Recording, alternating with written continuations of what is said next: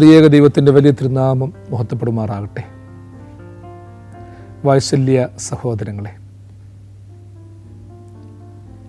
സങ്കീർത്തന മാധുരി എന്ന നമ്മുടെ ഈ പരമ്പരയിലേക്ക് ഏവരെയും ഹൃദ്യമായി സ്വാഗതം ചെയ്യുന്നു. ദൈവകൃപയിൽ 80 എപ്പിസോഡുകൾ നമ്മൾ പൂർത്തിയാക്കി 81-ാം എപ്പിസോഡിലേക്ക് നമ്മൾ പ്രവേശിക്കുകയാണ്. കഴിഞ്ഞ 4 എപ്പിസോഡുകളിലായി 23-ാം സങ്കീർത്തനം നമ്മൾ ധ്യാനിച്ചു വരികയായിരുന്നു. യഹോവ എൻ്റെ ഇടയനാകുന്നു, എനിക്ക് ഒന്നിനും മുട്ടുണ്ടാകുകയില്ല. പച്ചയായ പുൽപ്പുറങ്ങളിൽ അവൻ എന്നെ കിടത്തുന്നു, സ്വസ്ഥതയുള്ള വെള്ളത്തിനരികത്തേക്ക് എന്നെ നടത്തുന്നു. എൻ്റെ പ്രാണനെ അവൻ തണുപ്പിക്കുന്നു, തിരുനാമ നിമിത്തം എന്നെ നീതിപാതകളിൽ നടത്തുന്നു. മരണനിഴലിൻ താഴ്വരയിൽ കൂടി നടന്നാലും ഞാനൊരു അനർത്ഥവും ഭയപ്പെടുകയില്ല. നീ എന്നോടുകൂടെ ഇരിക്കുന്നുവല്ലോ, നിൻ്റെ വടിയും കോലും എന്നെ ആശ്വസിപ്പിക്കുന്നു. ഈ 4 വാക്യങ്ങൾ, അതിൻ്റെ വിവിധ തലങ്ങൾ നമ്മൾ ധ്യാനാത്മകമായി പങ്കുവെച്ചു കഴിഞ്ഞു. ഈ എപ്പിസോഡിൽ 5-ാമത്തെ വാക്യം നിങ്ങളുടെ മുൻപാകെ സമർപ്പിക്കുകയാണ്.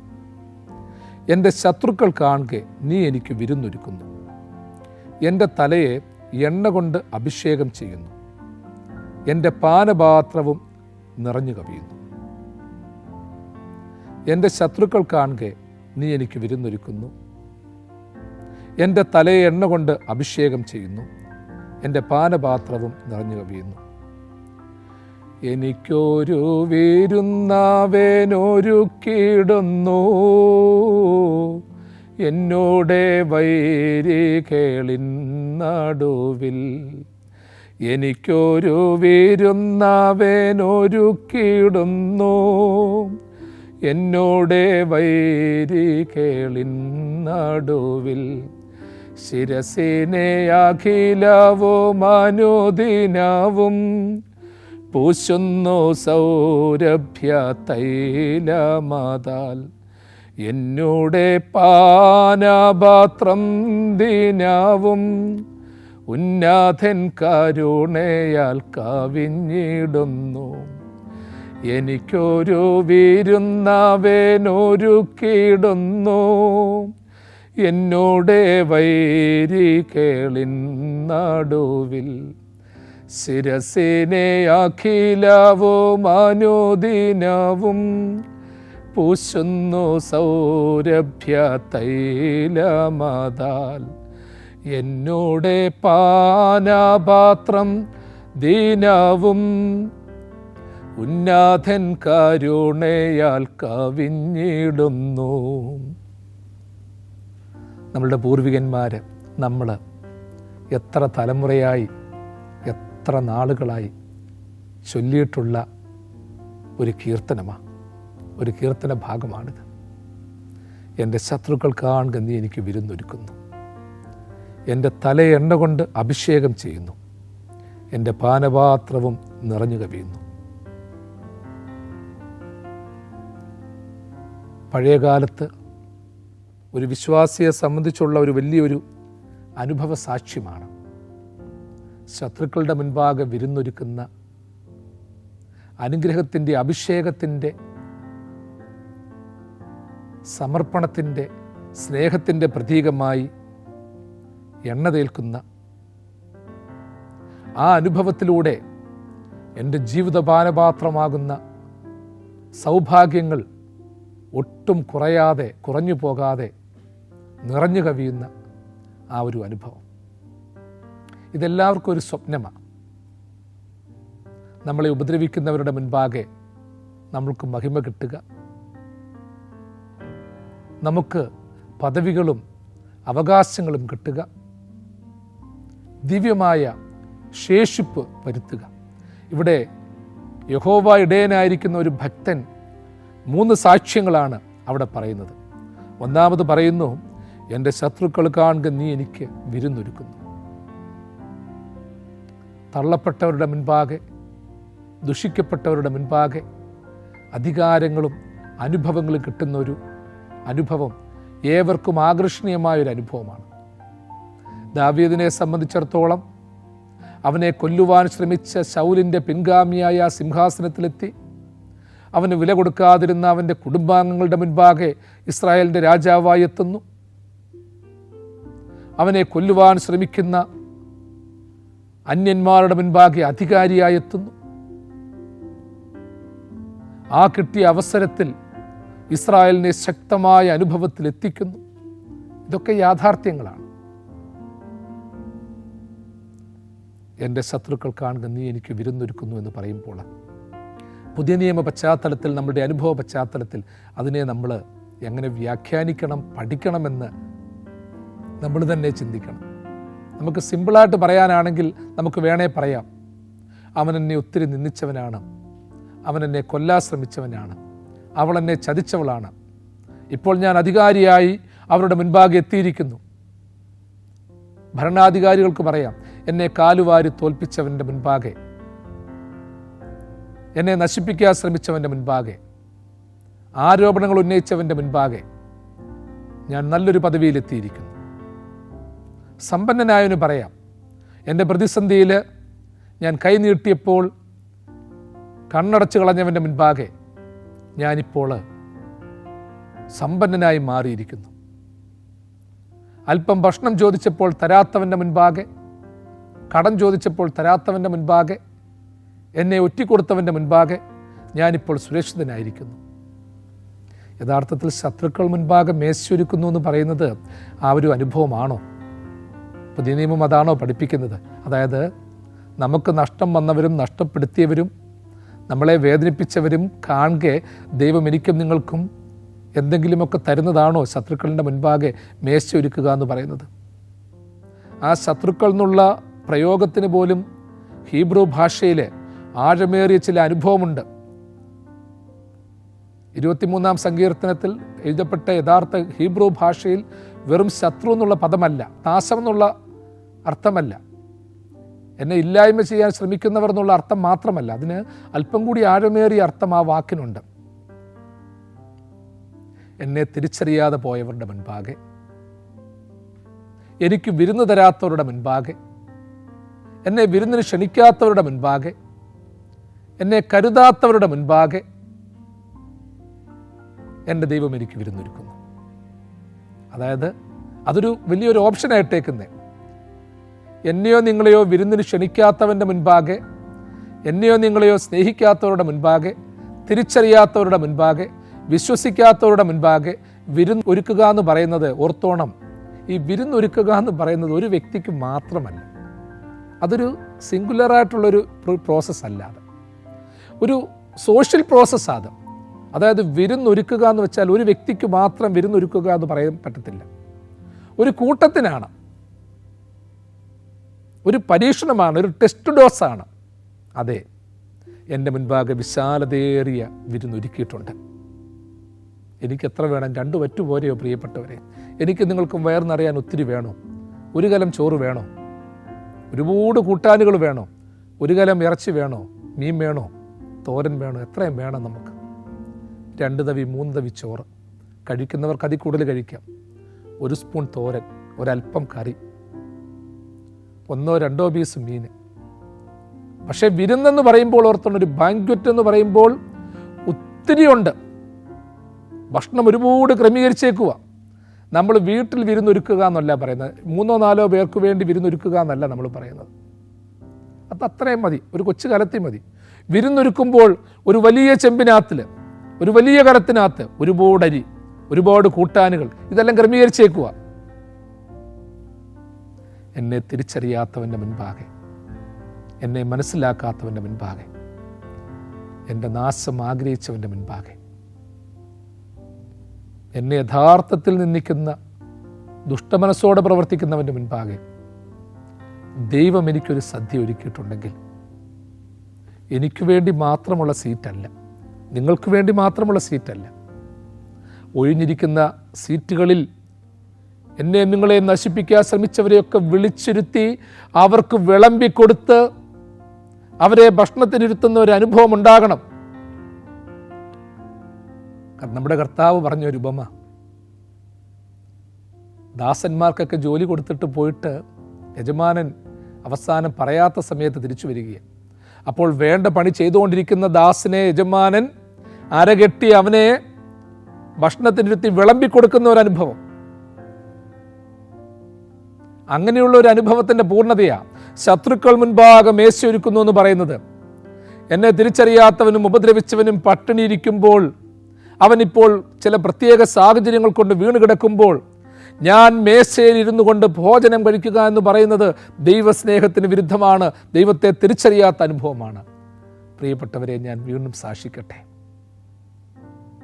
ഞാൻ കഴിക്കാനിരിക്കുന്ന, എനിക്ക് വേണ്ടി എൻ്റെ ദൈവം ഒരുക്കപ്പെട്ട ഭൗതിക സാഹചര്യങ്ങളാകുന്ന ആ സദ്യയ്ക്ക് മുൻപിൽ ഒരു കാര്യം ദൈവം എന്നോട് ചോദിക്കുകയാണ്. മകനെ, ഇന്ന വ്യക്തികൾ നിന്നെ ഒത്തിരി ഉപദ്രവിച്ചിട്ടുണ്ട്, ചതിച്ചിട്ടുണ്ട്, വഞ്ചിച്ചിട്ടുണ്ട്, കുറ്റങ്ങൾ ഒരുപാട് പറഞ്ഞിട്ടുണ്ട്, നിന്നെ ഒത്തിരി നൊമ്പരപ്പെടുത്തിയിട്ടുണ്ട്. അതെല്ലാം സത്യമാണ്. ഈ സദ്യ ഞാനിപ്പോൾ ഒരുക്കി തന്നിരിക്കുന്നതും ഈ അനുഭവങ്ങളാകുന്ന, സമ്പത്താകുന്ന, വീടാകുന്ന, കൂടാകുന്ന, നിക്ഷേപങ്ങളാകുന്ന, സ്വർണവും വെള്ളിയുമാകുന്ന, പദവികളാകുന്ന ഈ സദ്യ ഞാൻ ഒരുക്കി തന്നിരിക്കുന്നത് നിനക്കാണെന്നുള്ളതും സത്യമാണ്. പക്ഷെ നീ എൻ്റെ മകനും എൻ്റെ മകളുമാണെങ്കിൽ, എൻ്റെ പ്രിയപ്പെട്ടവനാണെങ്കിൽ, നീ ഒറ്റയ്ക്ക് ഇതൊക്കെ ആസ്വദിക്കുമോ? നീ മറ്റുള്ളവർക്കും കൊടുക്കത്തില്ലേ? അതെ, ഒരു കാലഘട്ടത്തിൽ നിന്നെ ഉപദ്രവിച്ചവനൊന്ന് ഒത്തിരി വീണു പോയിട്ടുണ്ട്. അവന് നിക്ഷേപങ്ങളില്ല, അവന് കഴിക്കാനില്ല, ആരോഗ്യവും ബലവുമില്ല, സമാധാനവുമില്ല. നിനക്കുള്ള അനുഗ്രഹമാകുന്ന സദ്യ നീ അവന് കൊടുക്കുമോ? സമ്പത്താകുന്ന സദ്യ കൊടുക്കുമോ? ബുദ്ധിയാകുന്ന സദ്യ കൊടുക്കുമോ? നിന്റെ സ്വാധീനമാകുന്ന സദ്യ പങ്കിട്ട് കൊടുക്കുമോ? അതുകൊണ്ട് തന്നെ പ്രിയമുള്ളവരെ, നമ്മൾ എപ്പോഴും ഒരു കാര്യം ആലോചിച്ചോണം. ഒരു മനുഷ്യനെ നമ്മൾ ഏറ്റവും കൂടുതൽ നിന്ദിക്കുകയും ദുഷിക്കുകയും കള്ളത്തരങ്ങൾ പറയുകയും ചെയ്യുമ്പോഴും ഓർത്തോണം, എനിക്കും നിനക്കും നാളെ ആശ്വാസകനായി, സദ്യ വിളമ്പുന്നവനായി, വിരുന്നൊരുക്കുന്നവനായി ദൈവം ക്രമീകരിച്ചിരിക്കുന്നത് അവനെയാണെന്ന് മറന്നു പോകരുത്. ജോസഫിൻ്റെ സഹോദരങ്ങൾ ജോസഫിനെ പൊട്ടക്കണറ്റിലിട്ടെങ്കിലും, മിഥ്യാന്യർക്ക് വിറ്റെങ്കിലും, പിന്നീട് പോത്തിഫറിൻ്റെ ഭാര്യ അവനെതിരെ ദുരാരോപണങ്ങൾ ഉന്നയിച്ചെങ്കിലും, ആ പോത്തിഫറിൻ്റെ ഭാര്യയ്ക്ക് വേണ്ടിയും ജോസഫിനെ മറന്നുപോയ പാനപാത്രവാഹകന് വേണ്ടിയും, അവനെ മിഥ്യാന്യർക്ക് വിറ്റവർക്ക് വേണ്ടിയും, അവനെ കിണറ്റിൽ തള്ളിയിട്ട സഹോദരങ്ങൾക്ക് വേണ്ടിയും ജീവരക്ഷയ്ക്ക് വേണ്ടി ദൈവം ഒരുക്കി വെച്ചത് ആ ജോസഫിനെയായിരുന്നു. നമ്മളത് മറക്കരുത്. ഒരു മനുഷ്യൻ നാശത്തിലേക്ക് പോകുമ്പോഴും അവൻ അനേകരെ രക്ഷപ്പെടുത്താനുള്ളവനാണ്, അവൻ നാളെ എനിക്ക് വെള്ളം തരാനുള്ളവനാണെന്നുള്ള പ്രത്യാശയോടുകൂടി നമ്മൾ അവനെ കൈപിടിച്ചുയർത്തണം. എന്നെ നിങ്ങളെയും ഉപദ്രവിക്കുന്നവർ, വേദനിപ്പിക്കുന്നവർ ഇന്നോ നാളെയോ മരണപ്പെട്ടോ തളർന്നോ പോയിട്ടുണ്ടെങ്കിൽ എനിക്കുമൊരു പ്രയോജനവുമില്ല, നിങ്ങൾക്കുമൊരു പ്രയോജനമില്ല. അവരാരോഗ്യത്തോടിരിക്കണം. കാരണം അവർ ചെയ്തത് തെറ്റാണെങ്കിൽ ദൈവത്തിൻ്റെ കരുണ അവർ തിരിച്ചറിയുവാൻ ഇടയാകണം. കാരണം അവർ ശിക്ഷാർഹരാകാൻ പാടില്ല. കാരണം ഇന്നൊരുവനെ നശിപ്പിച്ച് നാളെ മരണപ്പെട്ടു പോയി കഴിഞ്ഞാൽ അവന് രൂപാന്തരപ്പെടുവാനുള്ള അവസരമില്ല. അവനും രൂപാന്തരപ്പെടാനുള്ള അവസരം വേണം, അവനും രക്ഷപ്പെടാനുള്ള ഒരു അനുഭവം വേണം, സന്തോഷത്തിലാകുവാനുള്ള അനുഭവം വേണം. അതിനുവേണ്ടിയാണ് നമ്മൾ പ്രാർത്ഥനയോടെ കാത്തിരിക്കേണ്ടത്. നമ്മളുടെ എല്ലാവരും രക്ഷപ്പെടണം പ്രിയമുള്ളവരെ. ഇവിടെ ശത്രുക്കൾക്ക് ആൻകെ എനിക്ക് വിരുന്നൊരുക്കുന്നു എന്ന് പറയുമ്പോൾ ഇവിടുത്തെ ഒരു വിരുന്നുകൊണ്ട് നമ്മൾ തൃപ്തിപ്പെടരുത്.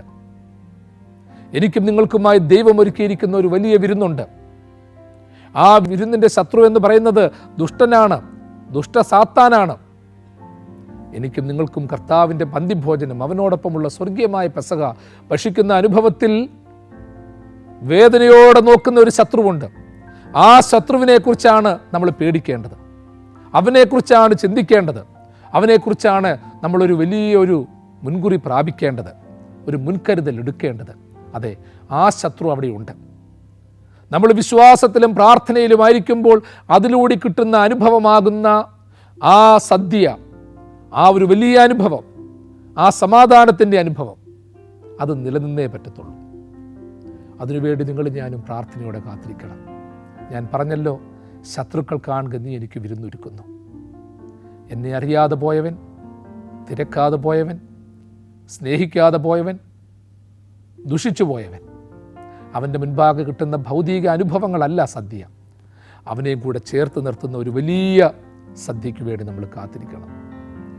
കുഞ്ഞാട്ടിൻ തിരുരക്തത്താൽ ഞാൻ ശുദ്ധനായി തീർന്നു.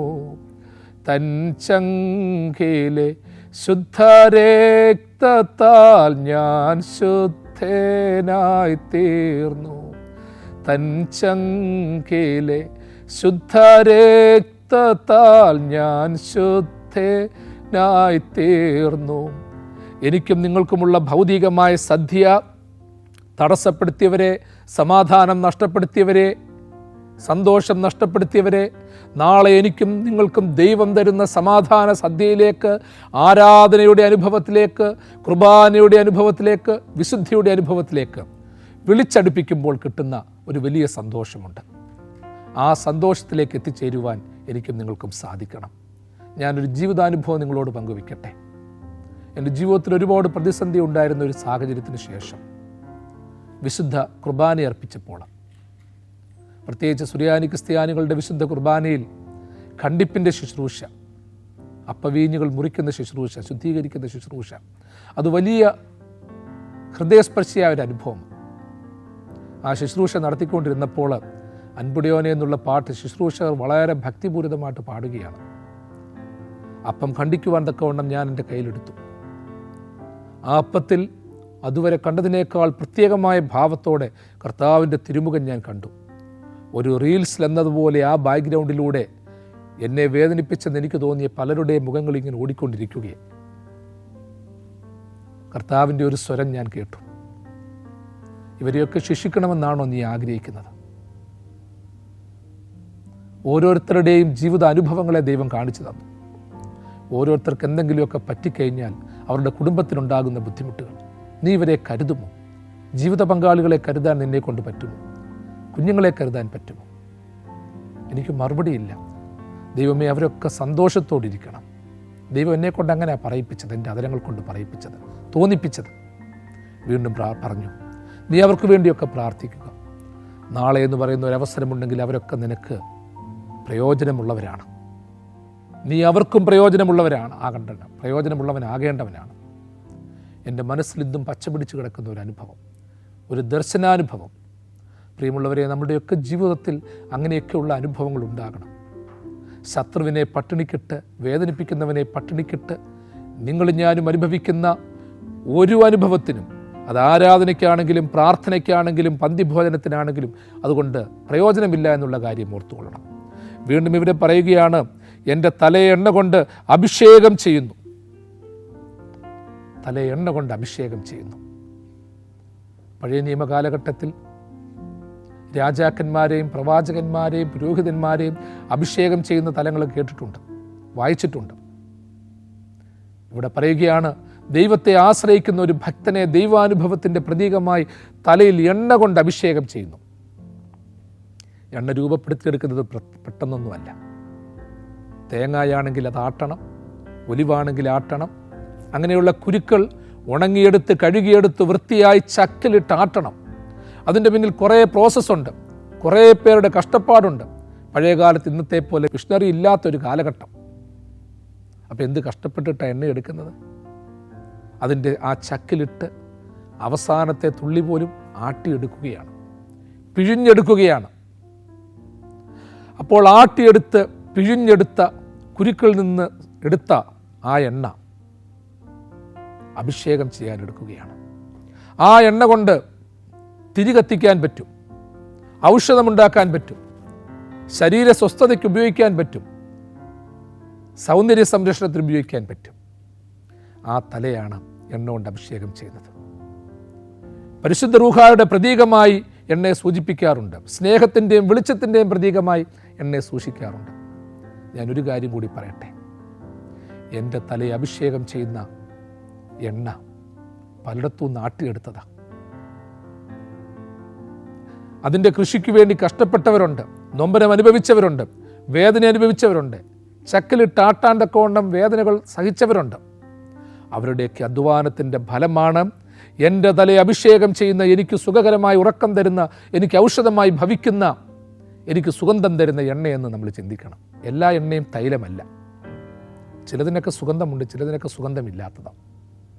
എൻ്റെ തലയെ അഭിഷേകം ചെയ്യുന്ന എണ്ണ ഏതാണെന്ന് ചിന്തിക്കണം. അത് ദൈവം തരുന്ന എണ്ണയാണോ എന്ന് ചിന്തിക്കണം, അതോ മനുഷ്യനും സാത്താനും പ്രലോഭനങ്ങളിലൂടെ നൽകുന്ന എണ്ണയാണോ എന്ന് ചിന്തിക്കണം. എല്ലാം എണ്ണയാണെന്ന് തോന്നിപ്പോകും. എല്ലാത്തിനും മണങ്ങളുമുണ്ട്.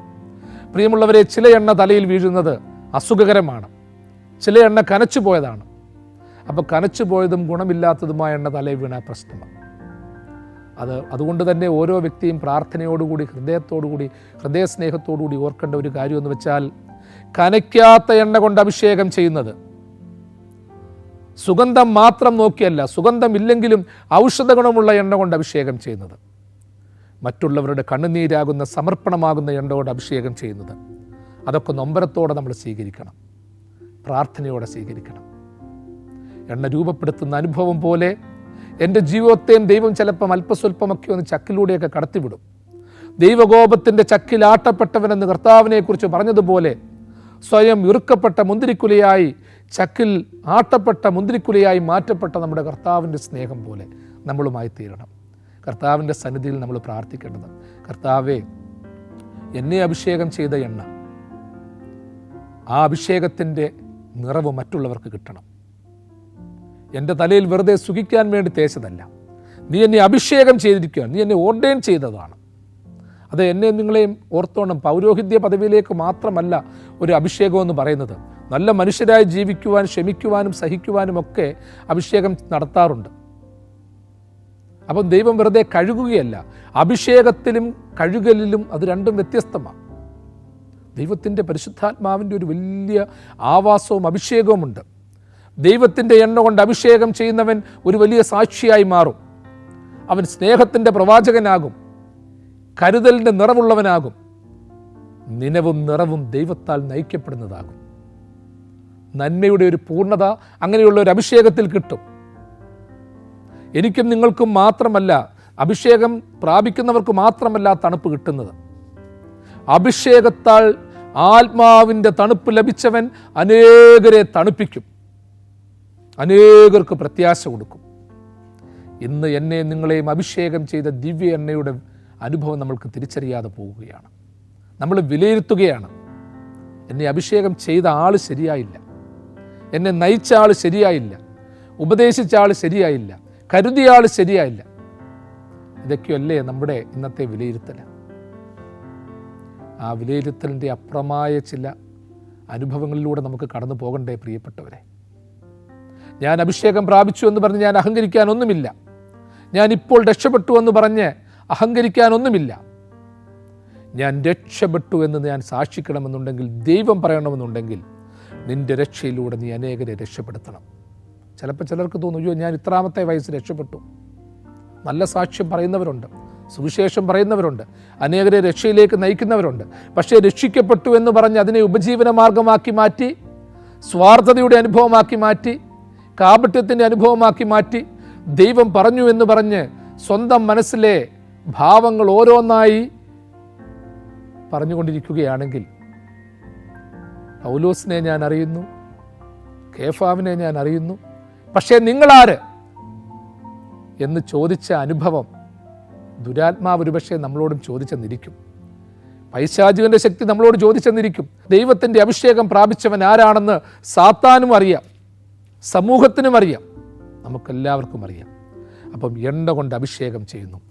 അഭിഷേകത്തിൻ്റെ മറവിൽ അന്ധന്മാരായി പോകാതെ, ദൈവം എന്നെ അഭിഷേകം ചെയ്തു എന്ന് പറഞ്ഞ് സുഖിമാന്മാരായി പോകാതെ, ദൈവം എന്നെ അഭിഷേകം ചെയ്തു എന്ന് പറഞ്ഞ് അഹങ്കാരികളായി പോകാതെ, അഭിഷേകത്തിലേക്ക് അനേകരെ നയിക്കണം. എന്നെ അഭിഷേകം ചെയ്ത അനുഭവത്തെക്കുറിച്ച് ചിന്തിക്കണം. എൻ്റെ കർത്താവിൻ്റെ തിരുരക്തം എന്നെ അഭിഷേകം ചെയ്തതാണ്. പഴയ നിയമത്തിൽ എൻ്റെ തലയെ എണ്ണ കൊണ്ട് അഭിഷേകം ചെയ്യുന്നു എന്ന് പറയുന്നത് പോലെ, പുതിയ നിയമത്തിൽ ഓർത്തോണം, എൻ്റെ കർത്താവിൻ്റെ തിരുരക്തത്താൽ ഞാൻ അഭിഷേകം ചെയ്യപ്പെട്ടവനാണ്. ആ തിരുരക്തം എല്ലാ പുണ്യാഹരക്തത്തേക്കാൾ വലുതാണ്, അനുഭവത്തേക്കാൾ വലുതാണെന്ന് സാക്ഷിക്കണം. വീണ്ടും പറയുന്നു, എൻ്റെ പാനപാത്രവും നിറഞ്ഞു കവിയുന്നു. നിറഞ്ഞു കവിയുന്ന പാനപാത്രം നമുക്കൊറ്റ വാക്യത്തിൽ പറഞ്ഞാൽ സമൃദ്ധിയുടെ ഒരു അനുഭവമാണ്. എന്ന് വെച്ചാൽ അവിടെ ഒരിക്കലും ഒരു കുറവില്ല, ഒരു ബലഹീനതയില്ല. അതിങ്ങനെ എപ്പോഴും നിറഞ്ഞു കവിഞ്ഞുകൊണ്ടിരിക്കുകയാണ്. ഒരു അക്ഷയപാത്രം പോലെ ആയിക്കൊണ്ടിരിക്കുകയാണ്. എടുത്താലും തീരത്തില്ല. ആഗ്രഹിക്കുന്നതൊക്കെ കിട്ടും. ദൈവത്തിൻ്റെ പാനപാത്രത്തെ, എൻ്റെ ജീവിത പാനപാത്രത്തെ അങ്ങനെ മാത്രം വിലയിരുത്തിയാൽ മതിയോ? എൻ്റെ പാനപാത്രം നിറഞ്ഞു കവിയുന്നു എന്ന് വെച്ചാൽ ഭൗതികമായ അനുഭവങ്ങൾ കൊണ്ട് നിറഞ്ഞു കവിയുന്നു എന്നല്ല സങ്കീർത്തനക്കാരൻ ദൈവാത്മാവിലൂടെ നമ്മളെ പഠിപ്പിക്കുന്നത്. മറിച്ച് നിറഞ്ഞു കവിയുന്ന ഒരു സാക്ഷ്യത്തിൻ്റെ അനുഭവമുണ്ട്, പൊട്ടി ഒഴുകിക്കൊണ്ടിരിക്കുന്ന ഒരു പ്രവാഹമുണ്ട്. എൻ്റെ പാനപാത്രം നിറഞ്ഞു കവിയുകയാണ്. അതെ, എൻ്റെ ജീവിതമാകുന്ന പാനപാത്രത്തിൽ, പ്രിയമുള്ളവരെ ഓർത്തോണം, നമ്മുടെയൊക്കെ പാനപാത്രത്തിൽ പല അനുഭവങ്ങൾ വന്നിട്ടുണ്ട്. ഉയർച്ചയുടെയും താഴ്ചകളുടെയും അനുഭവങ്ങൾ വന്നിട്ടുണ്ട്. ഞെരുക്കത്തിൻ്റെ അപ്പം തിന്നിട്ടുണ്ട്, കഷ്ടത്തിൻ്റെ കണ്ണുനീര് കുടിച്ചിട്ടുണ്ട്, കാലുകൾ ആമത്തിലാക്കപ്പെട്ടതുപോലെയുള്ള അനുഭവങ്ങൾ വന്നിട്ടുണ്ട്, ഞെരിപ്പോടിൻ്റെ അനുഭവത്തിലൂടെ പോയിട്ടുണ്ട്.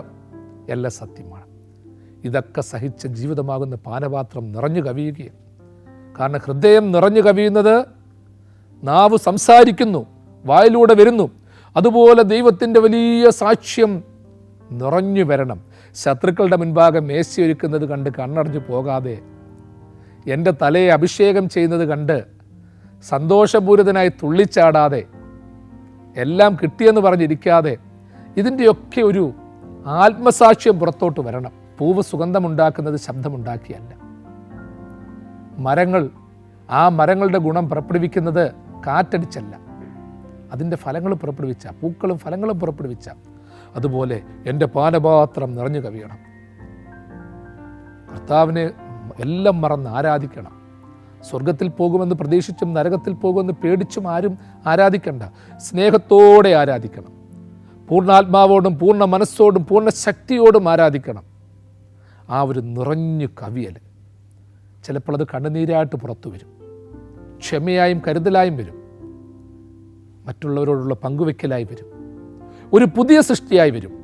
എൻ്റെ പാനപാത്രം നിറഞ്ഞു കവിയുന്നു എന്ന് പറയുമ്പോൾ ഒരുവൻ ക്രിസ്തുവിലായാൽ അവൻ പുതിയ സൃഷ്ടിയാകുന്നു, പഴയത് കടന്നുപോയി, ഇതാ അത് പുതിയതായി തീർന്നിരിക്കുന്നു. ആ പുതിയതിൻ്റെ അനുഭവം പശ്ചാത്താപത്തോടെ ഉൾക്കൊള്ളുവാൻ നമുക്കിടയാകട്ടെ. നല്ലവനെ കാരുണ്യത്താൽ നൽകണമേ യാചിപ്പൂക്കളെ, നന്മ നിറഞ്ഞോനേയൻ്റെ തിന്മകളെ നീയോർക്കരുതേ. ദൈവം തൻ്റെ വലങ്കരം നീട്ടി നിങ്ങളെല്ലാവരെയും സദാകാലവും വാഴ്ത്തി അനുഗ്രഹിക്കുമാറാകട്ടെ.